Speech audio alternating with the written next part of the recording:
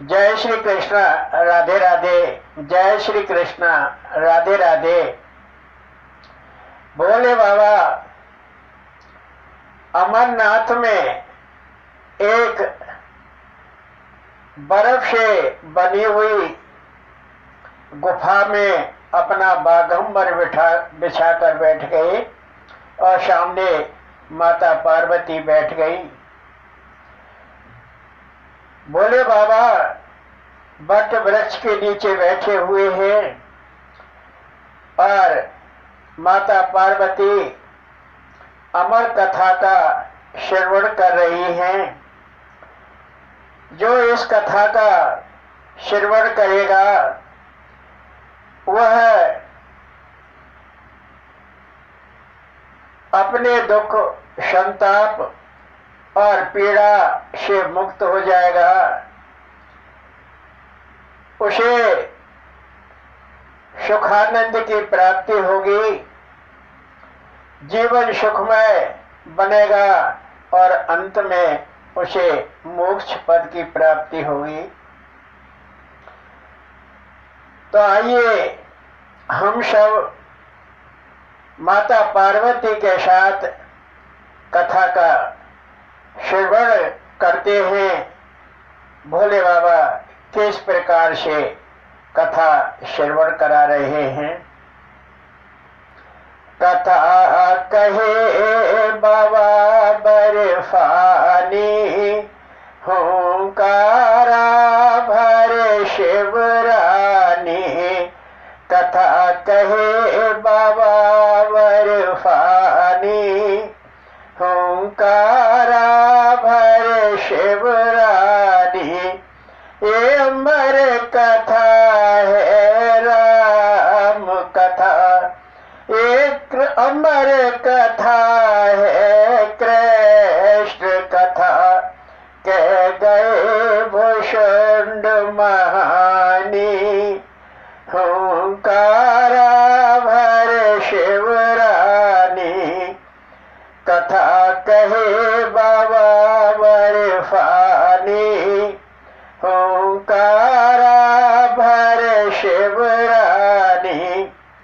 हंसा ने कही ब्रह्मान सुनी, हंसा ने कही ब्रह्मान सुनी। ये रच दी श्रेष्ठ सुहानी, हुंकारा भर शिवरानी। कथा कहे बाबा बर्फानी, हुंकारा भर शिवरानी। गरुड़ ने सुनी शिवहंस सुनी, गरुड़ ने सुनी शिवहंस सुनी। ये अमर कथा कल्याणी, हुंकारा भर शिवरानी। कथा कहे बाबा बर्फानी, हुंकारा भर शिवरानी। राधा ने कही सुखदेव सुनी, राधा ने कही सुखदेव सुनी।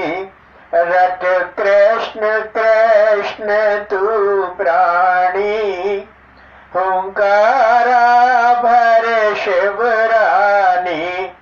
कथा कहे बाबा बर्फानी, हुंकारा भर शिवरानी।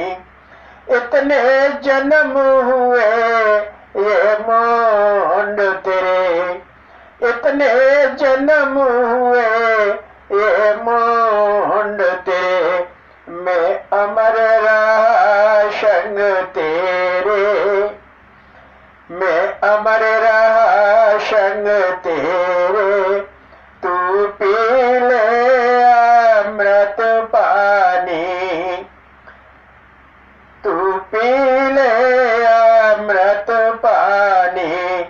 हुंकारा भर शिवरानी, कथा कहे बाबा बर्फानी, विष मंथन पिया विस्फुट ना पिया। देवी मैंने 2 बार विष पिया, विष मंथन पिया विस्फुट ना पिया। मैं नीलकंठ जग जानी, मैं नीलकंठ जग जानी, वो कृष्ण ही कल्याणी। तू भजले तनक हे रानी, तू भजले तनक हे रानी। तू अमर हो शमानी, हुंकारा भर शिवरानी। कथा कहे बाबा बर्फानी। इस प्रकार भोले बाबा ने माता पार्वती को अमर कथा का श्रवण कराया। माता पार्वती से कहा कि गरुड़ सुनी, शिव हंस सुनी। एक बार काकभूषणी नीलगिरि पर्वत पर अमर कथा का श्रवण करा रहे थे। भगवान के वाहन गरुड़ को श्रवण करा रहे थे, तो मुख्य श्रोता गरुड़ थे। और मैं घूमते घामते और नीलगिरि पर्वत पर पहुंचा, और वह सारे ही पक्षी थे अमर कथा के सुनने वाले। मैंने हंस का रूप धारण किया और काकभूषण के मुख से मैंने इस अमर कथा को सुना। सूजी वर्णन करते हैं कि शौनक आदि ऋषियों कथा श्रवण करते करते माता पार्वती को निंद्रा रानी ने घेर लिया, और वहीं वट वृक्ष पर एक तोता मैना का जोड़ा रहता था। जब भोले बाबा ने अपना डमरू बजाया तो वो तोता मैना तो उड़ गए, परंतु उन्होंने एक अंडा से रखा था और वह अंडा घोंसले में रखा था। भोले बाबा अमर कथा पार्वती को सुना रहे थे। भोले शंकर की गरम गरम सांसों से वह अंडा फूटा और उसमें से एक शुक बच्चा निकला। उधर माता पार्वती को निंद्रा आ गई, हूँ स्वामी हूँ स्वामी हूँ स्वामी कर रही थी। तोता की ये आदत होती है कि जो जैसा बोलता है वैसा ही श्रवण करता है, वैसा ही वह पुनः बोल देता है। जैसे ही माता पार्वती की हुंकारी बंद हुई और शुक बच्चा ने कहना आरंभ कर दिया, हूँ स्वामी हूँ स्वामी हूँ स्वामी। यह तोता मैना का जो अंडा साधारण अंडा नहीं था। यदि साधारण अंडा होता तो तोता मैना के सहने से वो अंडा पक जाता और एक साधारण बच्चा निकल आता, परंतु वह तो एक दिव्य अंडा था। वह तो भगवान की गरम गरम श्वासों से अंडा पका और उसमें से शुक बच्चा निकला। और श्री भागवत कथा का पारायण करने लगा, अमर कथा सुनने लगा। जब कथा विश्राम हो गई, भोले बाबा कहने लगे कि देवी कथा कैसी लगी? कि कथा संपन्न हो गई? कि हाँ, कथा मैंने विश्राम कर दी। तो माता पार्वती कहने लगी, प्रभु मैंने तो सुनी नहीं, मुझे तो सुनते सुनते निंद्रा आ गई। भोले बाबा बोले, फिर कथा को कौन सुन रहा था और कह रहा था, हूँ स्वामी, हूँ स्वामी, हूँ स्वामी। भोले बाबा ने जैसे ही हूँ स्वामी, हूँ स्वामी कहकर बंद किया और बट वृक्ष आवाज आई, हूँ स्वामी, हूँ स्वामी। भोले बाबा ने ऊपर की ओर देखा तो एक शुक बच्चा बैठा हुआ है और वो हूँ स्वामी, हूँ स्वामी कर रहा है। जैसे ही भोले बाबा ने हूँ स्वामी कहना बंद किया और शुक बच्चा ने कहना आरंभ कर दिया।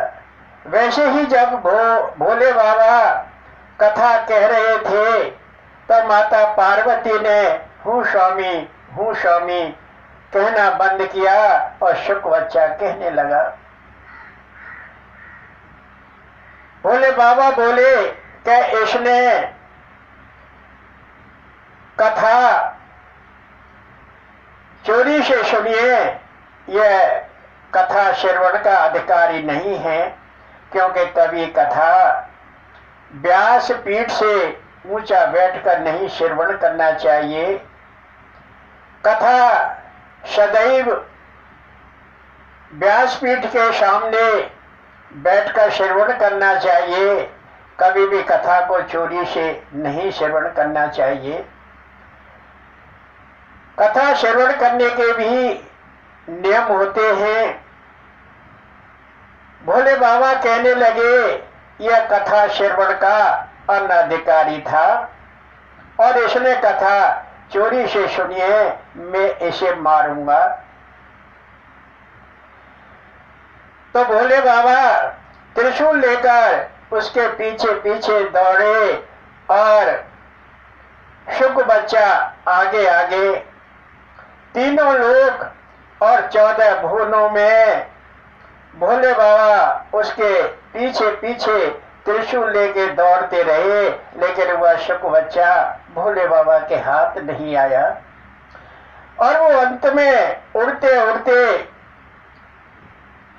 बद्रिका जी के पास ब्रह्म नदी के तट पर व्यास जी का शाम्य प्रास आश्रम था और शाम्य प्रास आश्रम में व्यास जी की पत्नी अरणी केश सुखा रही थी और शुक बच्चा दौड़ता हुआ उस साम्य प्रास आश्रम में पहुंचा।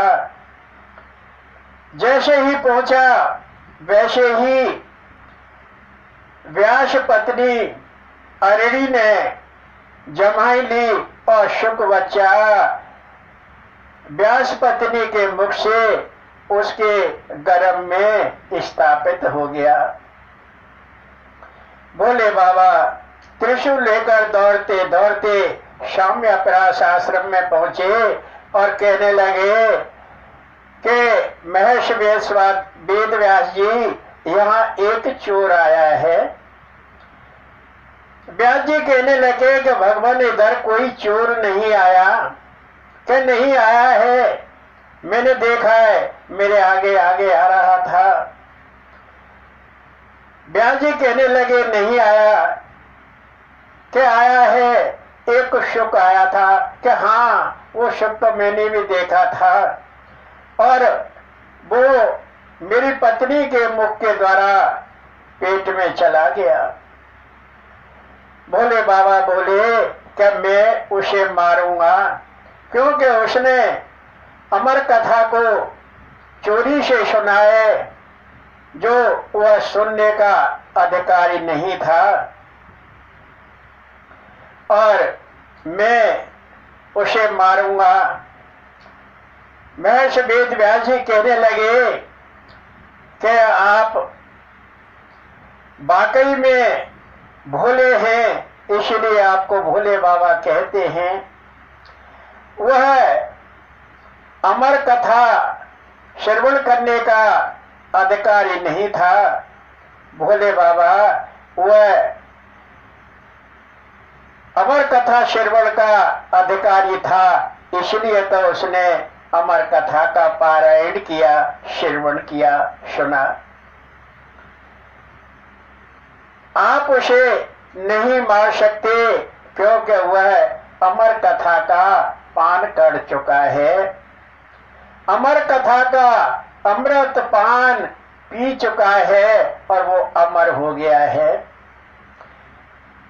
भोले बाबा कहने लगे, नहीं, मैं उसे मारूंगा और यही समाधि लगाकर बैठ जाता हूं, कभी तो बाहर आएगा 10 महीने तक, साल भर तक। भोले बाबा वही शाम्यापरास आश्रम में समाधि लगाकर बैठ गए और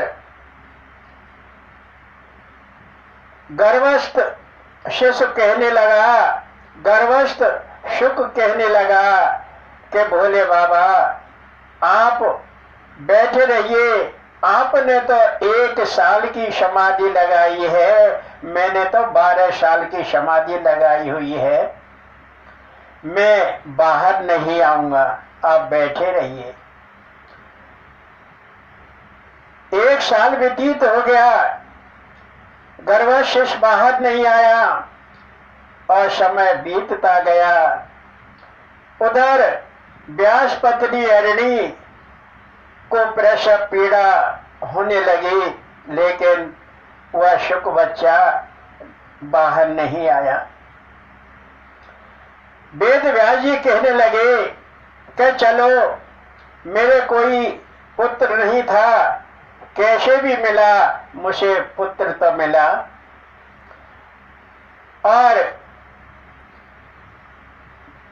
भोले बाबा से कहा कि भगवान आपके भय से यह गर्भस्थ शिशु बाहर नहीं आ रहा है और आप उठ जाइए, आपसे भय कर रहा है।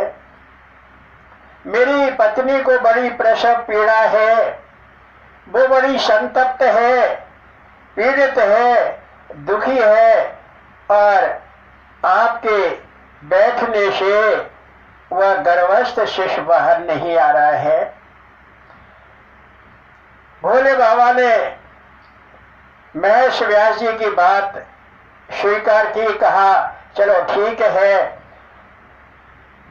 महेश व्यास जी, यह आपका पुत्र प्रकांड पंडित होगा, वेद शास्त्र इसके हृदय में प्रकाशित होंगे, इसकी स्मरण शक्ति सदा बनी रहेगी और यह लोक कल्याण करेगा, जीव कल्याण करेगा।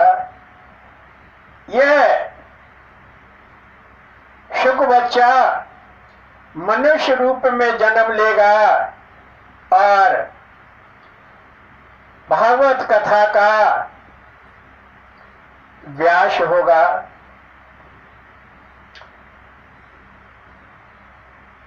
भोले बाबा महेश व्यास जी को आशीर्वाद देकर और गर्भस्थ को आशीर्वाद देकर चले गए। व्यास जी बोले क्या एक गर्भस्थ बाहर आओ, आपको बहुत दिन हो गए, 12 साल हो गए, बाहर आओ। गर्भस्थ बोला मैं बाहर नहीं आऊंगा क्योंकि मुझे यह संसार की माया फंसा लेगी। महेश व्यास जी रोज कहते, नित्य प्रति कहते, लेकिन वह हर बार मना कर देता कि मैं बाहर नहीं आऊंगा, मुझे यह संसार की माया लग जाएगी। एक दिन देवर्षि नारद जी वहां पहुंचे और सारा वृत्तांत व्यास जी ने नारद जी को कह सुनाया। नारद जी ने कहा कि एक गर्भस्थ बाहर आओ, कि नहीं आऊंगा, मुझे सांसारिक माया लग जाएगी। देवर्षि नारद जी ने कहा कि मैं नारद बोल रहा हूं, तुम बाहर आओ, सांसारिक माया आपको नहीं लगेगी। गर्वशिष्य बोला कि देवर्षि, एक बार माया ने तो आपको भी नहीं छोड़ा था। देवर्षि नारद जी चुप हो गए। फिर महर्षि व्यास जी और देवर्षि नारद जी दोनों ब्रह्मा जी के पास गए और ब्रह्मा जी को जाकर सारा वृत्तांत कह सुनाया।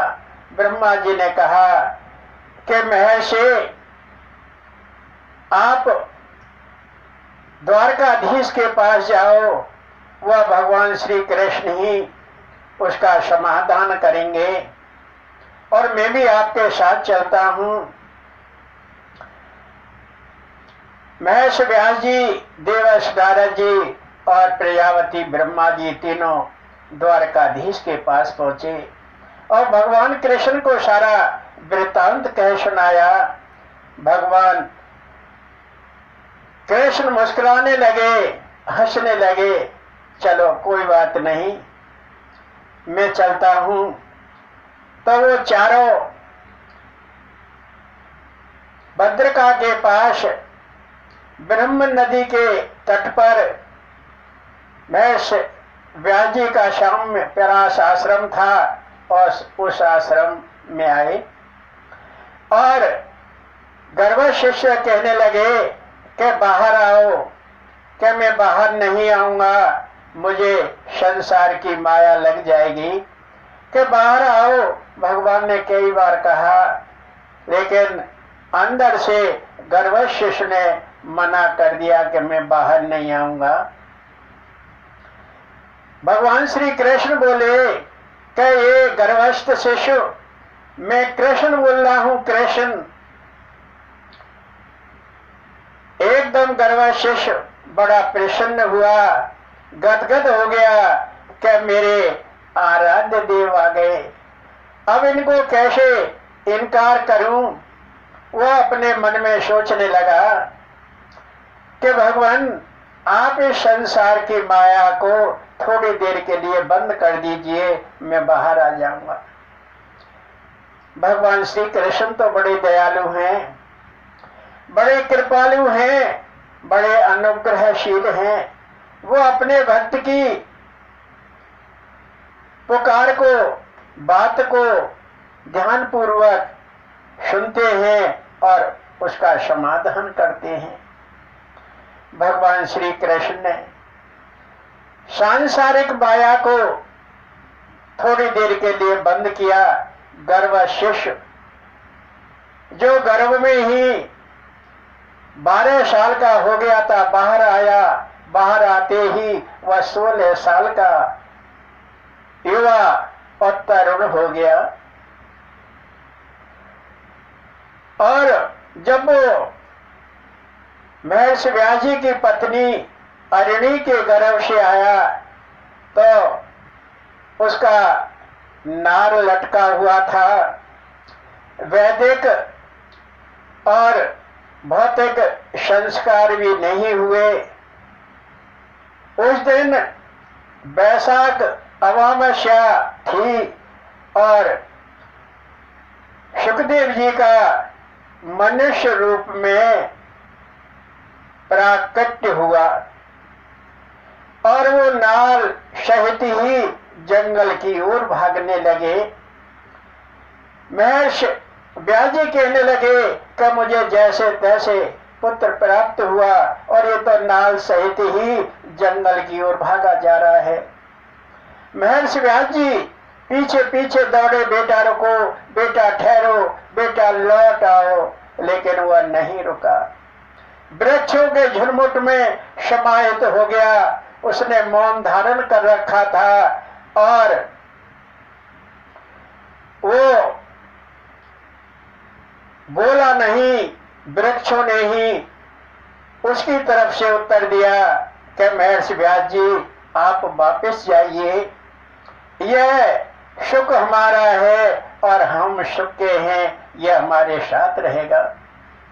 महर्षि व्यास जी वहां वापस आए और बड़ी चिंता करने लगे और रास्ते में जब जा रहे थे तो एक सरोवर था। उस सरोवर में देवगनाएं नग्न स्नान कर रही थी, निरावरण स्नान कर रही थी। पहले तो वो कुछ नहीं बोले। जब वापस आए, व्यास जी ने कहा कि देवांगनाओं, जब मेरा युवा तरुण पुत्र यहाँ होके गया तो आप नग्न ही स्नान करती रही, और जब मैं यहाँ से गया तो आपने वस्त्र धारण कर लिए, क्यों? देवांगनाओं ने उत्तर दिया कि महर्षि व्यास जी, आप हंस हैं, प्रकांड पंडित हैं, आप दूध और पानी को अलग कर देते हैं। आप जैसा ज्ञानी इस संसार सागर में नहीं है। फिर देवगणों ने कहा कि परंतु आपका पुत्र तो परमहंस है। महर्षि व्यास जी, आपके अंदर भेद बुद्धि है, आप ये जानते हैं कि कौन स्त्री है और कौन पुरुष है। आपका पुत्र तो परमहंस है। उस भेदाभेदी दृष्टि से वो निवृत्त हो चुका है। उसे ये भान ही नहीं है, ज्ञान ही नहीं है कौन स्त्री है कौन पुरुष है। इसलिए हम आपके तरुण युवा पुत्र के सामने नग्न अवस्था में स्नान करती रही, और आप में भेद दृष्टि है। आपको ये पता है कि कौन स्त्री कौन पुरुष है। हमने वस्त्र धारण कर लिए। वह महर्षि व्यास जी वापस घर पर आ गए और बड़ा सोच करने लगे कि मुझे पुत्र तो प्राप्त हुआ, परंतु वो भी चला गया और किस हालात में गया कि उसका नाल भी नहीं कटा था, भौतिक वैदिक संस्कार भी नहीं हुए थे। उन्होंने अपने शिष्यों से कहा, पहल वैसन संपायन जैमिनी और सुमंतु चार उनके मुख्य शिष्य थे। वैसे तो हजारों शिष्य थे। उनसे कहा कि आप जंगल में जाओ और मेरे पुत्र को ये श्लोक सुनाना, शायद वो वापस आ जाए। वो जंगल में गए और सुखदेव जी को श्लोक सुनाए और वो कुछ नहीं बोले, अच्छे तो लगे थे। वापस आए और व्यास जी से कहा कि उसे श्लोक बड़े सुंदर लगे, अच्छे लगे, पर वह बोला नहीं। व्यास जी को कुछ प्रसन्नता हुई और कहने लगे, अब दोबारा जाओ और ये श्लोक दोबारा सुनाना। उन्होंने जाके पुनः सुनाए और सुखदेव जी बड़े प्रसन्न हुए और बोले कि आप किसके शिष्य हो और ये श्लोक किसने रचे हैं। उन्होंने महर्षि व्यास जी का नाम बताया कि श्री श्री 1008 श्री महर्षि व्यास जी ने इनकी रचना की है और अपने मधुर कंठ से इनको गाया है। सुनकर सुखदेव जी कहने लगे, अरे जो आपके गुरु हैं वो तो मेरे पिताश्री हैं, मैं भी चलता हूँ और उनके मधुर कंठ से इन श्लोकों को सुनूंगा।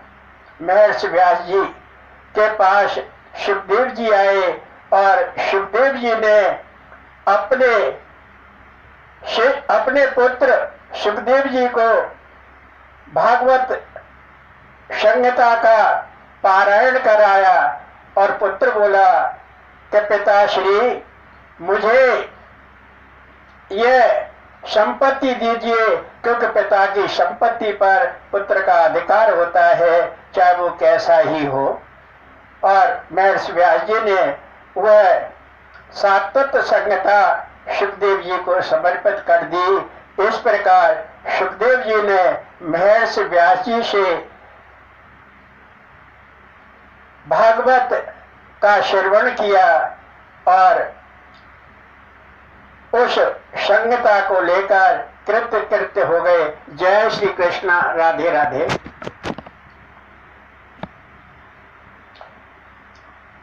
जब भगवान श्री वासुदेव को ये पता लगा, राधा रानी को पता लगा कि मेरे परकर शुक और धरालोक में मनुष्य रूप में जन्म चुके हैं, बड़े प्रसन्न हुए और वो कैसे कहने लगे, शुक देव धरा जन्म पाए, राधा कृष्ण मन हर्षाए, शुकदेव धरा जन्म पाए, राधा कृष्ण मन हर्षाए, हर लीला हो सुहानी, जन जन की बन कल्याणी, नित नित सुख हरि गुण गाए, राधा कृष्ण मन हर्षाए, शुकदेव धरा जन्म पाए, राधा कृष्ण मन हर्षाए, भला हो भोले बाबा का, अमर कथा सुनाई शाखा, शुक अमर हुए जग छाए, राधा कृष्ण मन हर्षाए, शुकदेव धरा जन्म पाए, राधा कृष्ण मन हर्षाए, भागवत ही अमर कथा है, जन जन की हरे व्यथा है, भागवत ही अमर कथा है, जन जन की हरे व्यथा है, तू भजले अमर हो जाए, राधा कृष्ण मन हर्षाए, शुकदेव धरा जन्म पाए, राधा कृष्ण मन हर्षाए, मोह माया की छोड़ तृष्णा, भजले तू राधा कृष्णा, मोह माया की छोड़ तृष्णा, भजले तू राधा कृष्णा, यही तेरे काम आए, तू भजले अमर हो जाए, राधा कृष्ण मन हर्षाए, शुकदेव धरा जन्म पाए, राधा कृष्ण मन हर्षाए, शुकदेव धरा जन्म पाए। सुखदेव जी का नाम ब्रह्म रात था। ब्रह्म नारायण को कहते हैं और रात का अर्थ है आश्रय, विश्राम। क्योंकि इस संसार सागर में काम से व्यथित जीव रात को विश्राम करता है। विश्राम से वह थका मादा जीव रात में रात्रि का आश्रय लेकर निद्रा पाकर और उसकी थकान दूर हो जाती है और सुबह पुनः उठकर अपने काम पर चल देता है। तो सुखदेव जी का पहले नाम ब्रह्मरात था और उनको बाद में सुखदेव कहने लगे, क्योंकि उनका जन्म एक तोते से हुआ था। जय श्री कृष्णा, राधे राधे। जय श्री कृष्णा, राधे राधे। जोर से बोलिए, जय श्री कृष्णा, राधे राधे। जय श्री कृष्णा, राधे राधे।